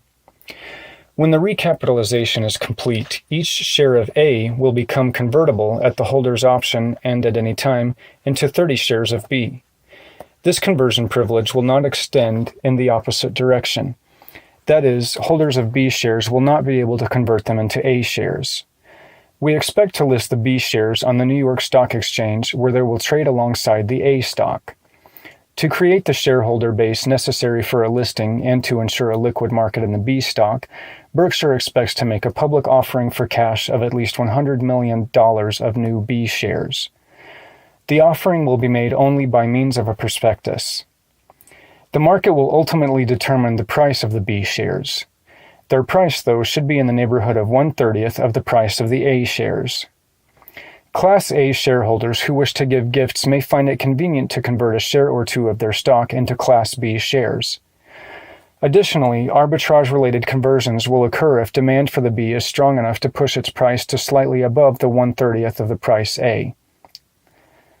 However, because the Class A stock will entitle its holders to full voting rights, these shares will be superior to the Class B shares, and we would expect most shareholders to remain holders of the Class A, which is precisely what the Buffett and Munger families plan to do, except in those instances when we ourselves might convert a few shares to facilitate gifts. The prospect that most shareholders will stick to the A stock suggests that it will enjoy a somewhat more liquid market than the B. There are trade-offs for Berkshire in this recapitalization, but they do not arise from the proceeds of the offering. We will find constructive uses for the money, nor in any degree from the price at which we will sell the B shares. As I write this, with Berkshire stock at $36,000, Charlie and I do not believe it undervalued. Therefore, the offering we propose will not diminish the per-share intrinsic value of our existing stock. Let me also put our thoughts about valuation more baldly. Berkshire is selling at a price at which Charlie and I would not consider buying it. What Berkshire will incur by way of the B stock are certain added costs, including those involving the mechanics of handling a larger number of shareholders. On the other hand, the stock should be a convenience for people wishing to make gifts. And those of you who have hoped for a split have gained a do-it-yourself method of bringing one about. We are making this move, though, for other reasons, having to do with the appearance of expense-laden unit trusts purporting to be low-priced clones of Berkshire and sure to be aggressively marketed. The idea behind these vehicles is not new. In recent years, a number of people have told me about their wish to create an all-Berkshire investment fund to be sold at a low dollar price. But until recently, the promoters of these investments heard out my objections and backed off. I did not discourage these people because I prefer large investors over small. Were it possible, Charlie and I would love to turn $1,000 into $3,000 for multitudes of people who would find that gain an important answer to their immediate problems. In order to quickly triple small stakes, however, we would have to just as quickly turn our present market capitalization of $43 billion into $129 billion, roughly the market cap of General Electric, America's most highly valued company. We can't come close to doing that. The very best we hope for is, on average, to double Berkshire's per-share intrinsic value every 5 years, and we may well fall short of that goal. In the end, Charlie and I do not care whether our shareholders own Berkshire in large or small amounts. What we wish for are shareholders of any size who are knowledgeable about our operations, share our objectives and long-term perspective, and are aware of our limitations, most particularly those imposed by our large capital base. The unit trusts that have recently surfaced fly in the face of these goals. They would be sold by brokers working for big commissions, would impose other burdensome costs on their shareholders, and would be marketed en masse to unsophisticated buyers, apt to be seduced by our past record and beguiled by the publicity Berkshire and I have received in recent years. The sure outcome, a multitude of investors destined to be disappointed. Through our creation of the B stock, a low-denomination product far superior to Berkshire-only trusts, we hope to make the clones unmerchandisable. But both present and prospective Berkshire shareholders should pay special attention to one point. Though the per-share intrinsic value of our stock has grown at an excellent rate during the past 5 years, its market price has grown still faster. The stock, in other words, has outperformed the business. That kind of market overperformance cannot persist indefinitely, neither for Berkshire nor any other stock. Inevitably, there will be periods of underperformance as well. The price volatility that results, though endemic to public markets, is not to our liking. What we would prefer instead is to have the market price of Berkshire precisely track its intrinsic value. Were the stock to do that, every shareholder would benefit during his period of ownership in exact proportion to the progress Berkshire itself made in the period. Obviously, the market behavior of Berkshire's stock will never conform to this ideal. But we will come closer to this goal than we would otherwise if our present and prospective shareholders are informed, business-oriented, and not exposed to high commission salesmanship when making their investment decisions. To that end, we are better off if we can blunt the merchandising efforts of the unit trust, and that is the reason why we are creating the B stock. We made 2 good-sized offerings through Solomon during 1996, both with interesting aspects. The first was our sale in May of 517,500 shares of Class B common, which generated net proceeds of $565 million. As I have told you before, we made this sale in response to the threatened creation of unit trusts that would have marketed themselves as Berkshire lookalikes. In the process, they would have used our past and definitely non-repeatable record to entice naive small investors and would have charged these innocents high fees and commissions. I think it would have been quite easy for such trusts to have sold many billions of dollars worth of units, and I also believe that early marketing successes by these trusts would have led to the formation of others. In the securities business, whatever can be sold will be sold. The trusts would have meanwhile indiscriminately poured the proceeds of their offerings into a supply of Berkshire shares that is fixed and limited. The likely result? A speculative bubble in our stock. For at least a time, the price jump would have been self-validating in that it would have pulled new waves of naive and impressionable investors into the trusts and set off still more buying of Berkshire shares. Some Berkshire shareholders choosing to exit might have found that outcome ideal, since they could have profited at the expense of the buyers entering with false hopes. Continuing shareholders, however, would have suffered once reality set in, for at that point Berkshire would have been burdened with both hundreds of thousands of unhappy, indirect owners, trust holders that is, and a stained reputation. Our issuance of the B shares not only arrested the sale of the trusts, but provided a low-cost way for people to invest in Berkshire if they still wished to after hearing the warnings we issued.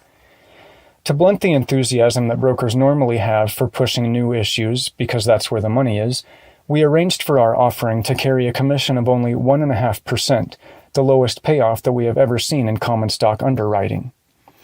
Additionally, we made the amount of the offering open-ended, thereby repelling the typical IPO buyer who looks for a short-term price spurt arising from a combination of hype and scarcity.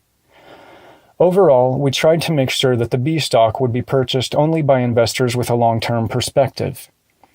Those efforts were generally successful. Trading volume in the B shares immediately following the offering, a rough index of flipping, was far below the norm for a new issue. In the end, we added about 40,000 shareholders, most of whom we believe both understand what they own and share our time horizons. Solomon could not have performed better in the handling of this unusual transaction.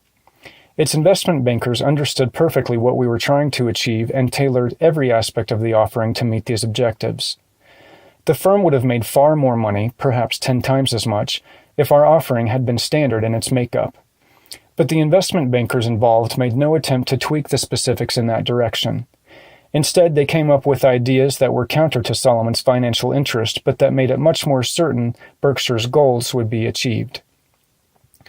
Terry Fitzgerald captained this effort, and we thank him for the job that he did.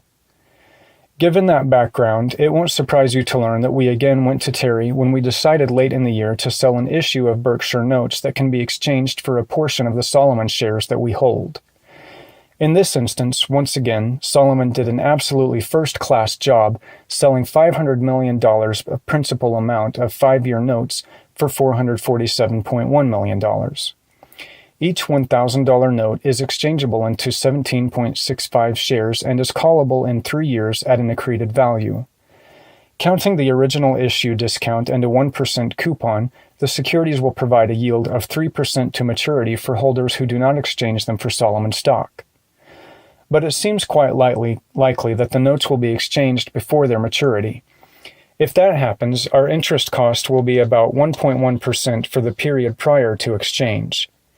In recent years, it has been written that Charlie and I are unhappy about all investment banking fees. That's dead wrong. We have paid a great many fees over the last 30 years, beginning with the check we wrote to Charlie Hyder upon purchase of National Indemnity in 1967, and we are delighted to make payments that are commensurate with performance. In the case of the 1996 transactions at Solomon Brothers, we more than got our money's worth. Berkshire's dividend policy. A number of Berkshire shareholders, including some of my good friends, would like Berkshire to pay a cash dividend. It puzzles them that we relish the dividends we receive from most of the stocks that Berkshire owns, but pay out nothing ourselves. So let's examine when dividends do and don't make sense for shareholders. A profitable company can allocate its earnings in various ways which are not mutually exclusive.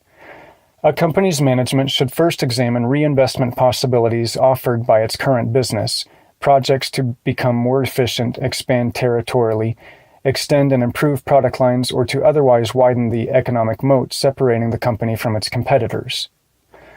I ask the managers of our subsidiaries to unendingly focus on moat-widening opportunities, and they find many that make economic sense. But sometimes our managers misfire. The usual cause of failure is that they start with the answer they want and then work backwards to find a supporting rationale. Of course, the process is subconscious. That's what makes it so dangerous. Your chairman has not been free of this sin. In Berkshire's 1986 annual report, I described how 20 years of management effort and capital improvements in our original textile business were an exercise in futility. I wanted the business to succeed and wished my way into a series of bad decisions. I even bought another New England textile company. But wishing makes dreams come true only in Disney movies. It's poison in business. Despite such past miscues, our first priority with available funds will always be to examine whether they can be intelligently deployed in our various businesses. Our record $12.1 billion of fixed asset investments and bolt-on acquisitions in 2012 demonstrate that this is a fertile field for capital allocation at Berkshire. And here we have an advantage. Because we operate in so many areas of the economy, we enjoy a range of choices far wider than that open to most corporations. In deciding what to do, we can water the flowers and skip over the weeds. Even after we deploy hefty amounts of capital in our current operations, Berkshire will regularly generate a lot of additional cash. Our next step, therefore, is to search for acquisitions unrelated to our current businesses.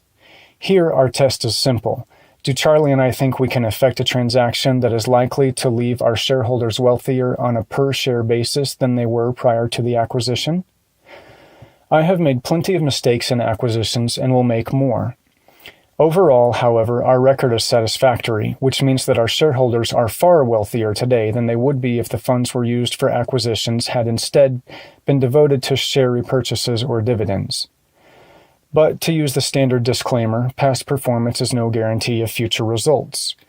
That's particularly true at Berkshire. Because of our present size, making acquisitions that are both meaningful and sensible is now more difficult than it has been during most of our years. Nevertheless, a large deal still offers us possibilities to add materially to our per-share intrinsic value. BNSF is a case in point. It is now worth considerably more than our carrying value. Had we instead allocated the funds required for this purchase to dividends or repurchases, you and I would have been worse off. Though large transactions of the BNSF kind will be rare, there are still some whales in the ocean. The third use of funds, repurchases, is sensible for a company when its shares sell at a meaningful discount to conservatively calculated intrinsic value. Indeed, disciplined repurchases are the surest way to use your funds intelligently. It's hard to go wrong when you're buying dollar bills for 80 cents or less. We explained our criteria for repurchases earlier in Section C of this part, and if the opportunity presents itself, we will buy large quantities of our stock. We originally said we would not pay more than 110% of book value, but that proved unrealistic. Therefore, we increased the limit to 120% in December when a large block became available at about 116% of book value. But never forget, in repurchase decisions, price is all important. Value is destroyed when purchases are made above intrinsic value. The directors and I believe that continuing shareholders are benefited in a meaningful way by purchases up to 120% limit. And that brings us to dividends. Here we have to make a few assumptions and use some math. The numbers will require careful reading, but they are essential to understanding the case for and against dividends, so bear with me.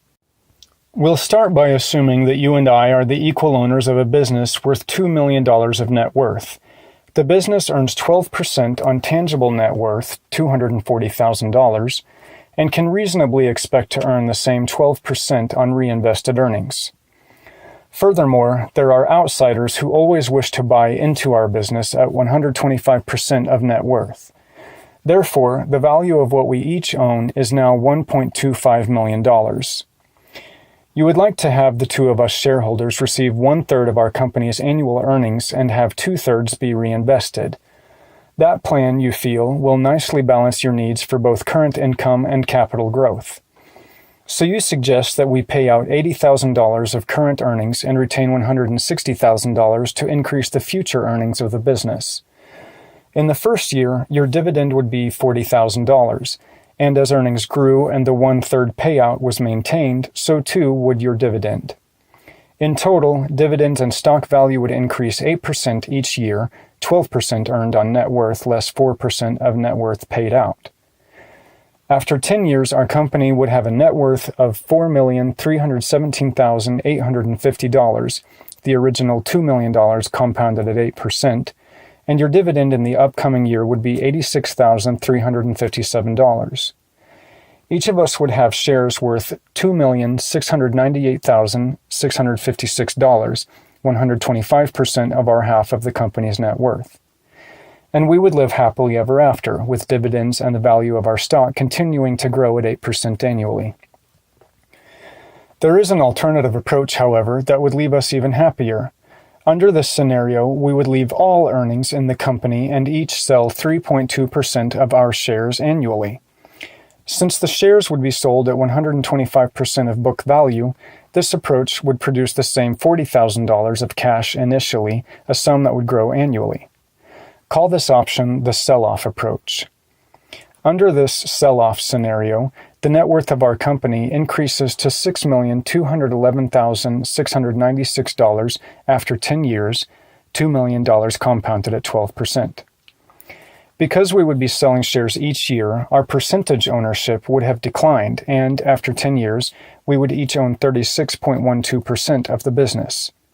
Even so, your share of the net worth of the company at that time would be $2,243,540. And remember, every dollar of net worth attributable to each of us can be sold for $1.25.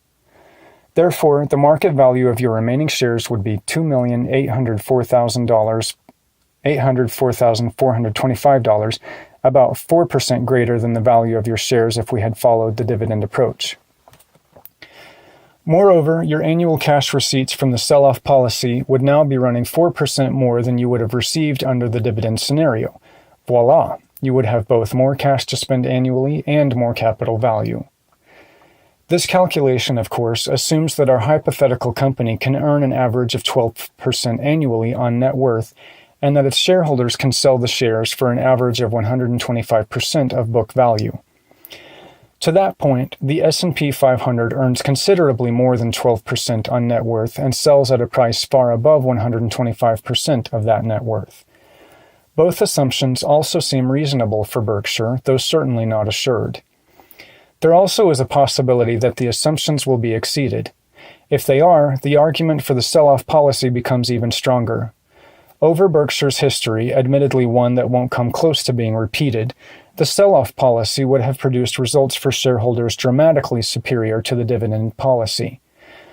Aside from the favorable math, there are two further and important arguments for a sell-off policy.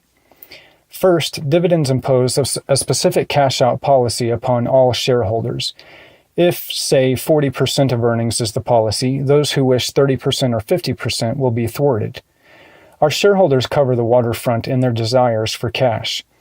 It is safe to say, however, that a great many of them, perhaps even most of them, are in a net savings mode and logically should prefer no payment at all. The sell-off alternative, on the other hand, lets each shareholder make his own choice between cash receipts and capital buildup. One shareholder can elect to pay out, say, 60% of annual earnings, while other shareholders elect 20% or nothing at all. Of course, a shareholder in our dividend-paying scenario could turn around and use his dividends to purchase more shares. But he would take a beating in doing so. He would both incur taxes and also pay a 25% premium to get his dividend reinvested. Keep remembering, open market purchases of the stock take place at 125% of book value. The second disadvantage of the dividend approach is of equal importance. The tax consequences for all tax-paying shareholders are inferior, usually far inferior, to those under the sell-off program. Under the dividend program, all of the cash received by shareholders each year is taxed, whereas the sell-off program results in tax on only the gain portion of the cash receipts. Let me end this math exercise, and I can hear you cheering as I put away the dentist drill, by using my own case to illustrate how a shareholder's regular disposal of shares can be accompanied by an increased investment in his or her business. For the last 7 years, I have annually given away about 4.25% of my Berkshire shares. Through this process, my original position of 702,497,000 B equivalent shares, split adjusted, has decreased to 528,525,623 shares. Clearly, my ownership percentage of the company has significantly decreased. Yet my investment in the business has actually increased. The book value of my current interest in Berkshire considerably exceeds the book value attributable to my holdings of 7 years ago. The actual figures are $28.2 billion for 2005 and $40.2 billion for 2012. In other words, I now have far more money working for me at Berkshire, even though my ownership of the company has materially decreased. Berkshire truly has an owner base unlike that of any other giant corporation. The fact was demonstrated in spades at last year's annual meeting, where the shareholders were offered a proxy resolution. Resolved, whereas the corporation has more money than it needs, and since the owners, unlike Warren Buffett, are not multi-billionaires, the board shall consider paying a meaningful annual dividend on the shares. The sponsoring shareholder of that resolution never showed up at the meeting, so his motion was not officially proposed. Nevertheless, the proxy votes had been tallied, and they were enlightening. Not surprisingly, the A shares, owned by relatively few shareholders, each with a large economic interest, voted no on the dividend question by a margin of 89-1. The remarkable vote was that of our B shareholders. They numbered in the hundreds of thousands, perhaps even totaling 1 million, and they voted 660,759,855 no, and 13,927,026 yes, a ratio of about 47-1. Our directors recommended a no vote, but the company did not otherwise attempt to influence shareholders. Nevertheless, 98% of the shares voting said, in effect, don't send us a dividend, but instead reinvest all of the earnings. To have our fellow owners, large and small, be so in sync with our managerial philosophy is both remarkable and rewarding. Mergers and acquisitions. Of all our activities at Berkshire, the most exhilarating for Charlie and me is the acquisition of a business with excellent economic characteristics and a management that we like, trust, and admire. Such acquisitions are not easy to make, but we look for them constantly. In the search, we adopt the same attitude one might find appropriate in looking for a spouse. It pays to be active, interested, and open-minded, but it does not pay to be in a hurry. In the past, I've observed that many acquisition-hungry managers were apparently mesmerized by their childhood reading of the story about the frog-kissing princess. Remembering her success, they paid dearly for the right to kiss corporate toads, expecting wondrous transfigurations. Initially, disappointing results only deepen their desire to round up new toads. Fantasism, said Santayana, consists of redoubling your effort when you've forgotten your aim. Ultimately, even the most optimistic manager must face reality. Standing knee-deep in unresponsive toads, he then announces an enormous restructuring charge. In this corporate equivalent of a Head Start program, the CEO receives the education, but the stockholders pay the tuition. In my early days as a manager, I, too, dated a few toads. They were cheap dates. I've never been much of a sport, but my results matched those of acquirers who courted higher-priced toads. I kissed and they croaked. After several failures of this type, I finally remembered some useful advice I once got from a golf pro who, like all pros who have had anything to do with my game, wishes to remain anonymous. Said the pro, "Practice doesn't make perfect, practice makes permanent." And thereafter I revised my strategy and tried to buy good businesses at fair prices rather than fair businesses at good prices. Bad motives and high prices. As our history indicates, we are comfortable both with total ownership of businesses and with marketable securities representing small portions of businesses. We continually look for ways to employ large sums in each area, but we try to avoid small commitments. If something's not worth doing at all, it's not worth doing well. Indeed, the liquidity requirements of our insurance businesses mandate major investments in marketable securities. Our acquisition decisions will be aimed at maximizing real economic benefits, not at maximizing either managerial domain or reported numbers for accounting purposes. In the long run, management stressing accounting appearance over economic substance usually achieve little of either. Regardless of the impact upon immediately reportable earnings, we would rather buy 10% of wonderful business T at X per share than 100% of T at 2X per share. Most corporate managers prefer just the reverse and have no shortage of stated rationales for their behavior. However, we suspect three motivations, usually unspoken, to be singly or in combination the important ones in most high-premium takeovers. 1. Leaders, businesses or otherwise, seldom are deficient in animal spirits and often relish increased activity and challenge. At Berkshire, the corporate pulse never beats faster than when an acquisition is in prospect. 2. Most organizations, business or otherwise, measure themselves, are measured by others, and compensate their managers far more by the yardstick of size than by any other yardstick. Ask a Fortune 500 manager where his corporation stands on that famous list, and, invariably, the number responded will be from the list ranked by size of sales. He may well not even know where his corporation places on the list Fortune just as faithfully compiles ranking the same 500 corporations by profitability. 3. Many managements apparently were overexposed in impressionable childhood years to the story in which the imprisoned handsome prince is released from a toad's body by a kiss from a beautiful princess. Consequently, they are certain their managerial kiss will do wonders for the profitability of Company T. Such optimism is essential. Absent that rosy view, why else should the shareholders of Company A want to own an interest in T at the 2x takeover cost, rather than at the X market price they would pay if they made direct purchases on their own? In other words, investors can always buy toads at the going price for toads. If investors instead bankroll princesses who wish to pay double for the right to kiss the toad, those kisses had better pack some real dynamite. We've observed many kisses but very few miracles. Nevertheless, many managerial princesses remain serenely confident about the future potency of their kisses, even after their corporate backyards are knee-deep in unresponsive toads. In fairness, we should acknowledge that some acquisition records have been dazzling. Two major categories stand out. The first involves companies that, through design or accident, have purchased only businesses that are particularly well adapted to an inflationary environment. Such favored businesses must have two characteristics.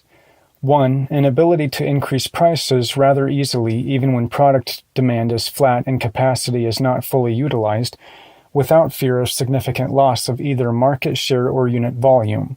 And two, an ability to accommodate large dollar volume increases in business, often produced more by inflation than by real growth, with only minor additional investment of capital. Managers of ordinary ability, focusing solely on acquisition possibilities meeting these tests, have achieved excellent results in recent decades.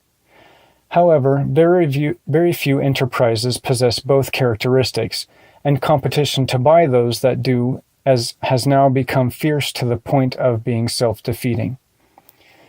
The second category involves the managerial superstars, those who can recognize that rare prince who is disguised as a toad, and who have managerial abilities that enable them to peel away the disguise.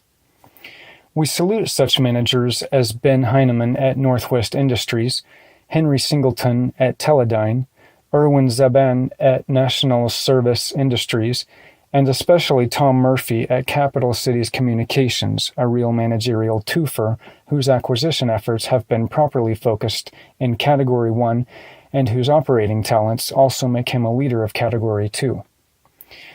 From both direct and vicarious experience, we recognize the difficulty and rarity of these executives' achievements. So do they. These champs have made very few deals in recent years, and often have found repurchase of their own shares to be the most sensible employment of corporate capital. Your chairman, unfortunately, does not qualify for Category 2. And despite a reasonably good understanding of the economic factors compelling concentration in Category 1, our actual acquisition activity in that category has been sporadic and inadequate. Our preaching was better than our performance. We neglected the Noah principle, predicting rain doesn't count, building arks does. We have tried occasionally to buy toads at bargain prices with results that have been chronicled in past reports. Clearly, our kisses fell flat. We have done well with a couple of princes, but they were princes when purchased. At least our kisses didn't turn them into toads. And finally, we have occasionally been quite successful in purchasing fractional interests in easily identifiable princes at toad-like prices. Berkshire and Blue Chip are considering merger in 1983. If it takes place, it will involve an exchange of stock based upon an identical valuation method applied to both companies.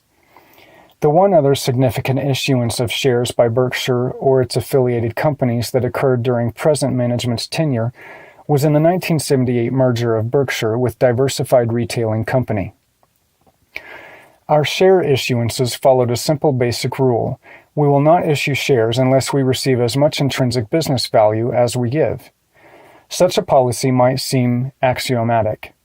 Why, might you ask, would anyone issue dollar bills in exchange for 50-cent pieces? Unfortunately, many corporate managers have been willing to do just that. The first choice of these managers in making acquisitions may be to use cash or debt. But frequently the CEO's cravings outpace cash and credit resources, certainly mine always have. Frequently also, these cravings occur when his own stock is selling far below intrinsic value. This state of affairs produces a moment of truth. At that point, as Yogi Berra has said, you can observe a lot just by watching. For shareholders then will find which objective the management truly prefers, expansion of domain or maintenance of owners' wealth. You need to choose between these objectives. The need to choose between these objectives occurs for some simple reasons. Companies often sell in the stock market below their intrinsic business value. But when a company wishes to sell out completely in a negotiated transaction, it inevitably wants to, and usually can, receive full business value in whatever kind of currency the value is to be delivered. If cash is to be used in payment, the seller's calculation of value received couldn't be easier. If stock of the buyer is to be the currency, the seller's calculation is still relatively easy. Just figure the market value in cash of what is to be received in stock. Meanwhile, the buyer wishing to use his own stock as currency for the purchase has no problems if the stock is selling in the market at full intrinsic value. But suppose it is selling at only half intrinsic value. In that case, the buyer is faced with the unhappy prospect of using a substantially undervalued currency to make its purchase. Ironically, were the buyer to instead be a seller of its entire business, it too could negotiate for, and probably get, full intrinsic business value. But when the buyer makes a partial sale of itself, and that is what the issuance of shares to make an acquisition amounts to, it can customarily get no higher value set on its shares than the market chooses to grant it. The acquirer, who nevertheless barges ahead, ends up using an undervalued market value currency to pay for a fully valued, negotiated value property. In effect, the acquirer must give up $2 of value to receive $1 of value. Under such circumstances, a marvelous business purchased at a fair sales price becomes a terrible buy. For gold valued as gold cannot be purchased intelligently through the utilization of gold, or even silver valued as lead. If, however, the thirst for size and action is strong enough, the acquirer's manager will find ample rationalizations for such a value-destroying issuance of stock. Friendly investment bankers will reassure him as to the soundness of his actions. Don't ask the barber whether you need a haircut. A few favorite rationalizations employed by stock issuing managements follow. A. The company we're buying is going to be worth a lot more in the future. Presumably, so is the interest in the old business that is being traded away. Future prospects are implicit in the business valuation process. If 2x is issued for x, the imbalance still exists when both parts double in business value. B. We have to grow. Who, it might be asked, is the we? For present shareholders, the reality is that all existing businesses shrink when shares are issued. Were Berkshire to issue shares tomorrow for an acquisition, Berkshire would own everything that it now owns plus the new business, but your interest in such hard-to-match businesses as See's Candy Shops, National Indemnity, etc., would automatically be reduced. If 1. Your family owns a 120-acre farm, and 2. You invite a neighbor with 60 acres of comparable land to merge his farm into an equal partnership with you to be managing partner, then 3. Your managerial domain will have grown to 180 acres, but you will have permanently shrunk by 25% your family's ownership interest in both acreage and crops. Managers who want to expand their domain at the expense of owners might better consider a career in government. C. Our stock is undervalued and we've minimized its use in this deal, but we need to give the selling shareholder 51% in stock and 49% in cash so that certain of those shareholders can get the tax-free exchange they want. This argument acknowledges that it is beneficial to the acquirer to hold down the issuance of shares, and we like that. But if it hurts old owners to utilize shares on a 100% basis, it very likely hurts on a 51% basis. After all, a man is not charmed if a spaniel defaces his lawn just because it's a spaniel and not a St. Bernard. And the wishes of sellers can't be the determinant of the best interests of the buyer. What would happen if, heaven forbid, the seller insisted that as a condition of merger the CEO of the acquirer be replaced? There are 3 ways to avoid destruction of value for old owners when shares are issued for acquisitions. One is to have a true business value for business value merger, such as the Berkshire Blue Chip combination is intended to be. Such a merger attempts to be fair to shareholders of both parties, with each receiving just as much as it gives in terms of intrinsic business value. The Dart Industries, Kraft, and Nabisco Standard Brands mergers appeared to be of this type, but they are the exceptions. It's not that acquirers wish to avoid such deals, it's just that they are very hard to do. The second route presents itself when the acquirer's stock sells at or above its intrinsic business value. In that situation, the use of stock as currency actually may enhance the wealth of the acquiring company's owners. Many mergers were accomplished on this basis in the 1965 to 1969 period. The results were the converse of most of the activity since 1970. The shareholders of the acquired company received very inflated currency, frequently pumped up by dubious accounting and promotional techniques, and were the losers of wealth through such transactions.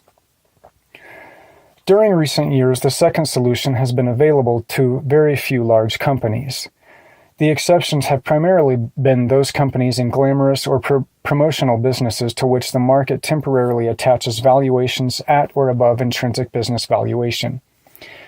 The third solution is for the acquirer to go ahead with the acquisition, but then subsequently repurchase a quantity of shares equal to the number issued by the merger. In this manner, what originally was a stock-for-stock merger can be converted effectively into a cash-for-stock acquisition. Repurchases of this kind are damage repair moves. Regular readers will correctly guess that we much prefer repurchases that directly enhance the wealth of owners instead of repurchases that merely repair previous damage. Scoring touchdowns is more exhilarating than recovering one's fumbles. But when a fumble has occurred, recovery is important, and we heartily recommend damage repair repurchases that turn a bad stock deal into